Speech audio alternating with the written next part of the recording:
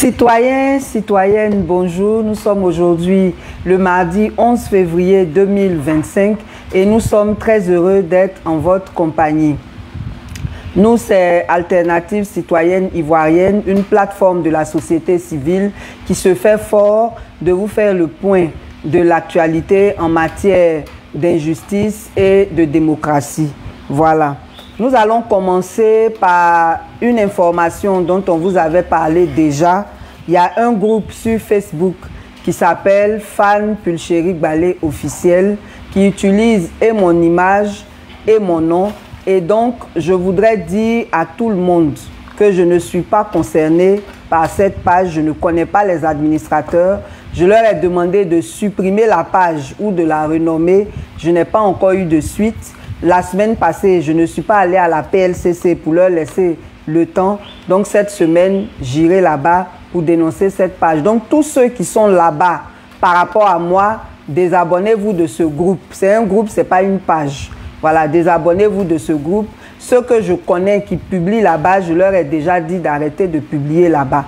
Voilà, parce que j'ai vu que récemment, il y a un de mes camarades même qui a publié mes dernières publications dans le groupe. Je lui ai dit que je ne veux plus de ça.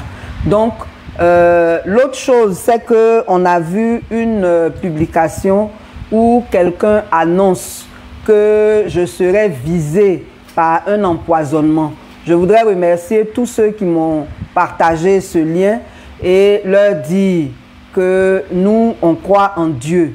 Ce n'est pas un homme qui nous a envoyés dans cette lutte, c'est Dieu lui-même. Donc, c'est sur lui que nous nous reposons. Voilà. Donc, ceux qui pensent qu'ils peuvent disposer de la vie des autres, en tout cas, nous, on les laisse aussi à Dieu. Dans tous les cas, on fera attention. Ça ne sera pas la première fois qu'on soit menacé ainsi. On fera attention. Donc, merci à ceux qui nous informent, à ceux qui nous soutiennent, à ceux qui prient pour nous. Dans tous les cas, personne n'est venu pour rester sur cette terre. Voilà, la lutte continue. Ok. Donc, il y a une vague d'expropriation ces derniers temps. Vous entendez ici et là des personnes se plaindre de leur terrain qui leur est arraché. Les histoires sont nombreuses. On a reçu beaucoup de plaintes. On n'en parle pas maintenant parce qu'il y a certaines qu'on est en train de faire traiter par le ministère. Il faut dire que ce n'est pas tout le monde qui est complice de ces actes-là au ministère. Il y a des gens qui font correctement leur travail, qui reçoivent les plaintes et qui les traitent correctement. C'est pour cela que nous n'allons pas entrer dans les détails sur certains cas maintenant, mais vraiment, on voudrait attirer l'attention du ministère de la Construction, du ministre particulièrement, parce qu'il y a beaucoup de plaintes contre son service juridique. Il y a beaucoup de plaintes. Il faut essayer de voir ce qui se passe parce que ce n'est pas normal que des gens aient les papiers de leur terrain et que d'autres personnes réussissent à obtenir des titres sur ces mêmes terrains. C'est vraiment, ces derniers temps, on en parle beaucoup trop. On va aussi, la prochaine fois, vous parler de la ZAD. Il y a les zones qui sont administrativement classées, mais il y a aussi des malversations qui se font dessus. Mais on va bien se renseigner et on va vous revenir. Dans tous les cas, on prie le ministère en charge de la construction de prendre ses dispositions pour régler tous ces problèmes qui n'honorent pas notre administration. Voilà, il y a beaucoup trop de désordre. Il y en a même qui refusent de se soumettre aux décisions de justice. Révision des tarifs du péage. Affaire de péage, là, il y a longtemps, on parle de ça par rapport à la cherté de la vie. Parce que les péages ont un impact sur le transport aussi. Il se trouve que là même, récemment, ils ont réduit les tarifs sur les péages de Saint-Grobo et à Tinguier, mais cela n'a pas réduit les transports. Voilà. Les transporteurs disent qu'ils ont subi beaucoup d'augmentation de carburant, et ci et ça. Bon, dans tous les cas, les péages se multiplient. Nous, ce qu'on souhaiterait, c'est que les tarifs-là soient uniformisés à 500 francs. Parce que vous avez déjà construit les péages. Vous nous les imposez. Mais vraiment, diminuer un peu là, nous, là, ça ne nous arrange pas. Parce que ça n'a aucun impact sur nos vies, nous en tant que citoyens. Vous savez que ceux qui n'ont pas de voiture, là, c'est eux qui sont nombreux, non? Voilà. Et donc, eux là, ça n'a aucun impact parce que ça ne diminue pas non plus le transport. Donc vraiment, nous on souhaiterait que tous les péages là, pour les véhicules intermédiaires soient mis à 500 et que dans la même proportion, les autres aussi soient réduits. C'est ça qui va réellement nous arranger.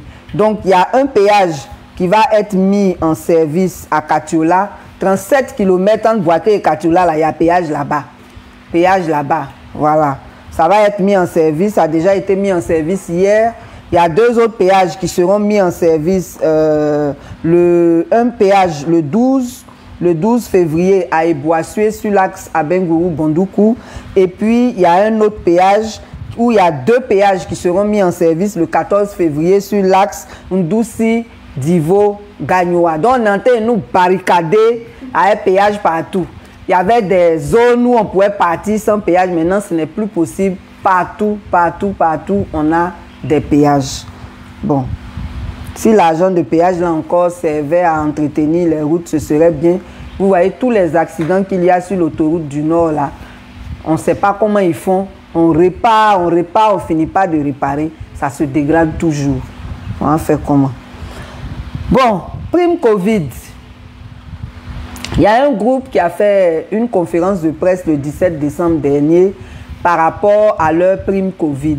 Il s'agit de 145 agents du CHU de Cocody et de CHU de Yopougon plutôt et 256 agents du CHU de Trècheville. On parle de 500 millions de primes de Covid qui n'ont pas été payées pour ces agents-là. Ils se plaignent depuis le projet de plan de riposte de la Banque mondiale. En principe, a été clôturé le 31 décembre 2024, mais tous ces agents-là, je répète, 145 agents du CHU de Yopougon et 256 agents du CHU de Trècheville pour un montant total de 500 millions n'ont pas encore reçu de leur prime de Covid.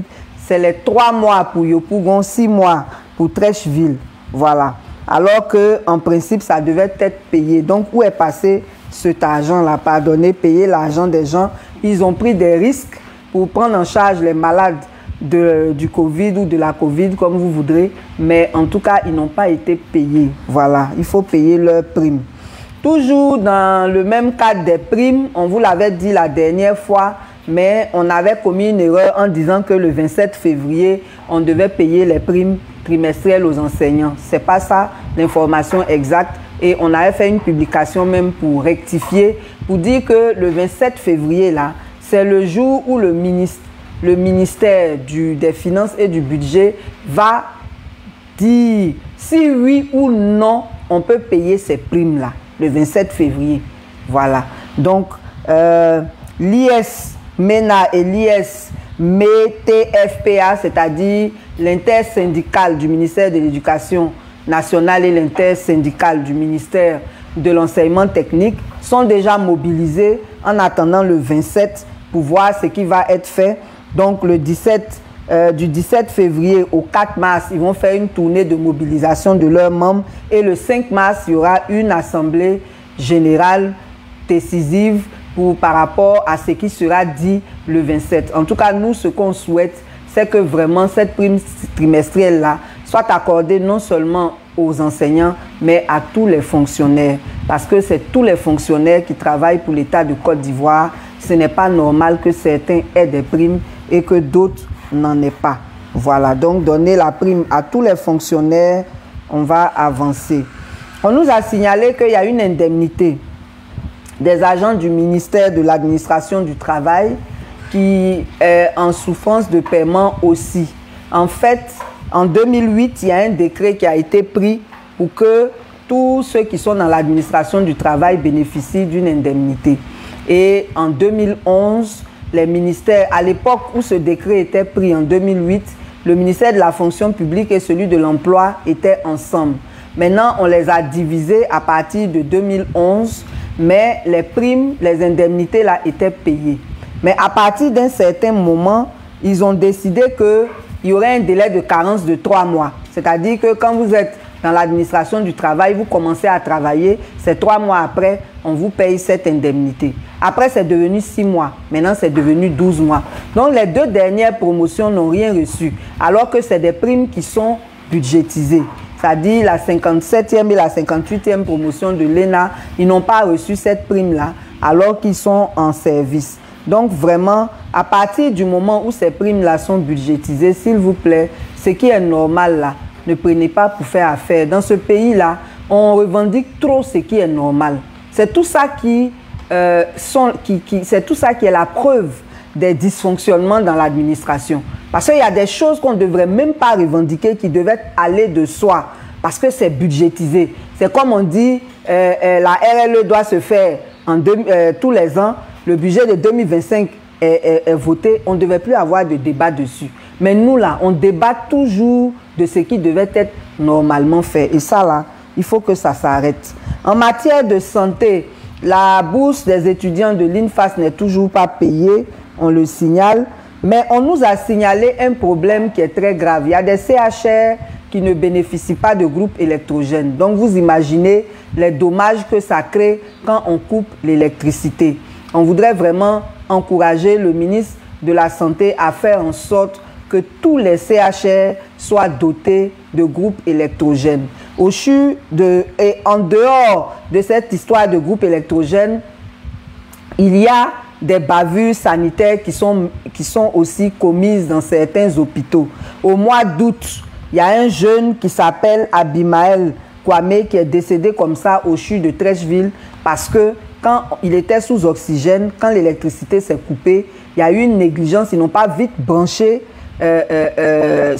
l'oxygène qui lui permettait de respirer et il est décédé. Comme chez nous en Afrique ici, on n'aime pas porter plainte. Il y a beaucoup d'affaires comme ça qui restent sous silence, ce qui n'est pas normal. Alors que si les gens portaient plainte, ça allait rendre le personnel hospitalier plus vigilant. Donc vraiment, moi je veux encourager les populations à user de leurs droits. Quelqu'un est mort, il ne va pas ressusciter. Mais quand vous portez plainte là, ça permet de sauver des vies parce que les gens vont travailler de façon beaucoup plus sérieuse. Je ne sais pas si vous voyez. Donc, arrêtez avec cette histoire de dire « nous, on ne veut pas faire du mal à quelqu'un ». Quelqu'un qui a fait du mal à quelqu'un d'autre, on ne lui fait pas du mal. On fait en sorte que justice soit faite, c'est tout. C'est sous ce angle-là qu'il faut voir les choses. Voilà, parce que chaque métier a sa déontologie. Et celui qui ne respecte pas la déontologie de son métier, c'est normal qu'il paye pour ça. Donc, ne prenez pas ça comme si vous êtes en train de faire du mal à quelqu'un. Non. Sinon, vous encouragez les erreurs, les bavures, et c'est vraiment dommage. Ça ne va pas permettre à notre société d'avancer. Voilà, donc usez de vos droits. Il y a un lac à Sikensi qui s'appelle lac La Piscine, où on a découvert des poissons morts encore une fois. Ce n'est pas la première fois. Au bord de la lagune Brié ici, ça s'est déjà passé avant. Et ça là, c'est à partir du 5 février que ça s'est fait. C'est le 7 que le ministère des Ressources halieutiques est parti là-bas pour faire un prélèvement et voir les causes, comprendre les causes de cette mortalité de poissons-là. Donc, en attendant, des mesures conservatoires ont été prises. Ils ont conseillé aux gens de ne plus pêcher sur ce lac, de ne pas consommer le poisson de ce lac et de ne pas le commercialiser également. Bon, on espère que les gens vont respecter ça. Mais ce qu'on voulait relever, c'est qu'il y a une urgence. Il y a une urgence que le ministère des Ressources animales et halieutiques et celui en charge de l'environnement mènent des missions conjointes pour vraiment arrêter avec ces choses-là. Nous tous, on sait que ce soit nos cours d'eau, que les lacs même, il y a des pratiques dans ces eaux-là qui ne sont pas normales. Aujourd'hui, là, tous les fleuves, là, on entend faire au paillage là-bas. Et avec quels produits? Mais tout ça, là, c'est au vu et au su de nos autorités. Donc, il faut réglementer, on va dire, l'utilisation de nos eaux.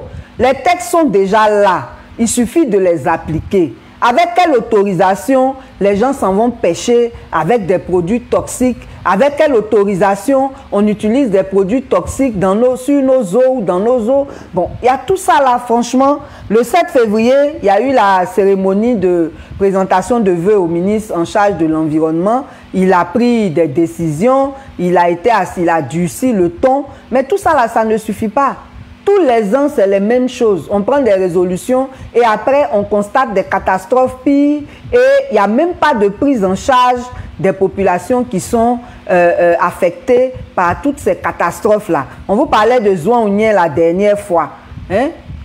Jusqu'à aujourd'hui, les populations n'ont pas été prises en charge alors que l'eau a été polluée. Ils sont obligés de boire l'eau minérale. Des gens qui étaient au village, qui avaient l'habitude de boire l'eau naturelle ou l'eau de puits. Donc franchement, ça là, c'est un problème. Il faut que réellement, ça ne soit pas des vœux pieux, que le ministre de l'Environnement fasse des missions musclées pour réduire les taux de pollution des eaux et même de l'air. On a parlé de la cimenterie qui est en pleine ville, à côté du CHU de Trècheville. C'est des poussières qui polluent l'air alors qu'il y a un hôpital à côté. Même sans l'hôpital, même tous ceux qui habitent la zone là, ils souffrent de ces poussières. Il y a des cités autour. En tout cas, vraiment, pardonnez. Faites un effort pour mettre de l'ordre. Il y a trop de pollution et on compte sur vous. De toutes les façons, on va observer si toutes les décisions qui ont été prises là seront appliquées. On vous parlait d'une grève à la mine d'Angovia. On vous avait dit qu'il y avait une discrimination entre les travailleurs, qu'il y avait beaucoup de primes qui n'étaient pas payées. Depuis le 5 février, les travailleurs de la mine d'Angovia sont en grève pour réclamer ces mêmes primes, primes de logement, primes de fidélité. En tout cas, il y a beaucoup de primes. Je vous avais cité ça la dernière fois. Ils sont en grève. Ils sont en grève et ils demandent même le départ du DRH. Dans tous les cas, on encourage l'administration de la mine à converser avec les syndicats pour que tout rentre dans l'ordre. Affaire de travail, là, ce n'est pas bras de fer. Les gens ont des droits. Ce qu'ils réclament, là, c'est ce que vous leur avez promis, non pas inventé. Quand vous promettez des choses aux travailleurs, là, il faut le faire. Souvent, vous les trompez, eux, par bonne foi, ils acceptent parce que le temps que vous avez fixé la forcée, ça arrive, non? Et puis après, vous ne tenez pas promesse. C'est de leur droit. La grève, là, c'est un droit. Ce n'est pas un crime. C'est un droit. La liberté syndicale est un droit international et national. C'est contenu dans tous nos codes. Donc, vraiment, il faut être ouvert. Des gens qui travaillent pour vous, qui vous apportent de l'argent, qui vous enrichissent, là, la moindre des choses, c'est d'être attentif à leurs revendications. Vous discutez. Ce que vous pouvez faire, vous faites. Ce que vous ne pouvez pas faire, vous expliquez pourquoi et puis vous avancez. Mais constater des grèves et puis continuer le bras de fer, je ne crois pas que ce soit vous-même que ça arrange. Parce que c'est vous qui perdez de l'argent chaque jour que les travailleurs ne travaillent pas. C'est la même chose à la Poste. Ils ont commencé une grève depuis le 3 février. Et la grève se justifie par le fait qu'ils ont un stock d'arriérés qui n'a pas été payé parce que les revalorisations salariales n'ont pas non plus été appliquées. Celle de 2015 n'a pas été appliquée alors que c'est le président de la République qui a signé ce décret pour revaloriser le SMIC. Ça se répercute sur les salaires et je vous ai dit que par secteur d'activité, on définit ce qu'on appelle les minima catégoriels. À la Poste, là, on n'a pas appliqué ça. C'est normal que les gens demandent leur argent. Le Premier ministre a promis qu'au plus tard, le 31, le stock sera payé. Dans les coulisses, on dit l'argent est venu. Bon, le DG lui-même a envoyé quelqu'un vers les syndicats pour dire que l'argent est venu, mais il veut payer la moitié. Mais pourquoi? Quand le Premier ministre a fait la promesse, il n'a pas parlé de moitié. Et le montant qui a été affecté là suffit pour payer la totalité. Pourquoi vous ne faites pas les choses correctement? Normalement là, chacun a son salaire. Il y en a même qui ont des budgets en plus de leur salaire. Mais ce qui revient de droit aux seuls travailleurs là, ils vont aller creuser dedans encore. Ça là, c'est pas sérieux. Payer l'argent des gens. Et au lieu de discuter avec les syndicats qui ont fait la grève, il y a 6 syndicats à la Poste. Les 2 majoritaires. le SILAPSI et le SINAPOSTEL Post, c'est eux qui ont lancé le mot d'ordre. On ne discute pas à eux, hein. On s'en a discuté à les 4 autres qui sont minoritaires, qui n'ont pas lancé de mot d'ordre. Sur 200 bureaux de poste, il y a 5 seulement qui ont ouvert. Ça veut dire que la grève est suivie.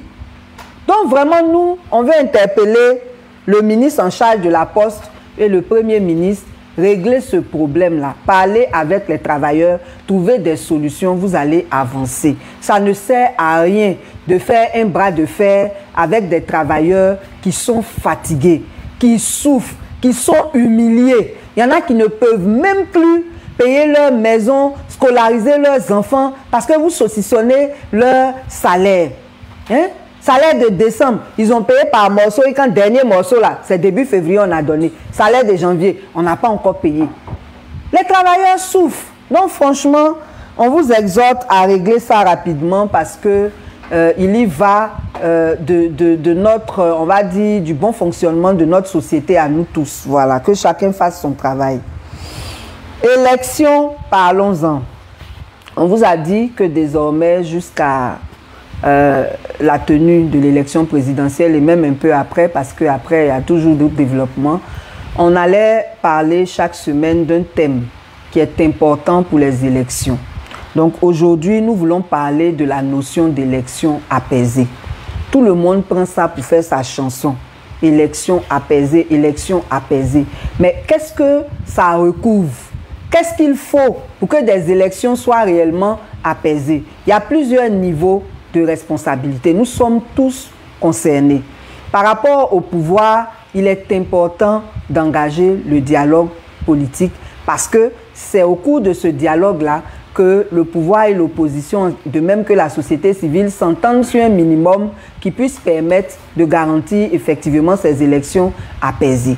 Il y a aussi la CEI, c'est l'organe qui organise les élections. Elle doit inspirer confiance. Donc elle doit elle aussi poser des actes qui garantissent la crédibilité du scrutin, qui mettent tous les acteurs en confiance pour qu'il y ait des élections apaisées. Mais il y a aussi le contexte général même des élections. Dans le contexte général des élections, il y a le contexte législatif. Vous avez vu qu'on s'est plaint de l'article 185 nouveau et nous, en tant que société civile, on se plaint aussi de l'ordonnance qui a été prise pour, soit dit-on, organiser la société civile qui est très liberticide. Nous avons exposé nos griefs, nous avons saisi tout ce que nous pouvions saisir. Nous étions en attente d'engager des discussions avec le ministère de l'Intérieur pour nous faire comprendre quand, à notre grande surprise, ils ont annoncé que c'est déposé à l'Assemblée nationale. Ça va être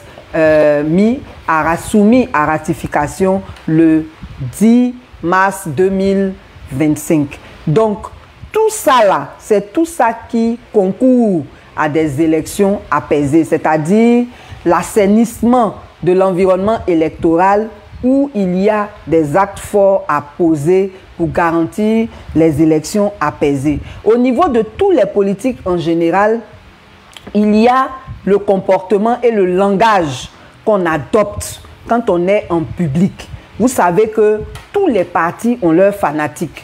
Donc, si les responsables des partis politiques sont violents dans leur langage, ils ne peuvent pas garantir des élections apaisées. Parce qu'en étant violents dans votre langage, ceux qui sont fanatiques dans vos partis récupèrent cette énergie négative et ils la propagent sur le terrain et ça crée des conflits, ça crée des tensions. On veut parler aussi des débats télévisés. Les débats télévisés sont des débats publics. Là-bas aussi, les partisans des partis, tout comme tous ceux qui participent à ces débats-là, doivent avoir aussi un langage responsable. C'est tout ça qui concourt à des élections apaisées. Donc, quand sur des plateaux, on insulte des personnalités, on profère des propos violents, on contribue à détériorer l'environnement électoral. Donc, vraiment, c'est tout ça là.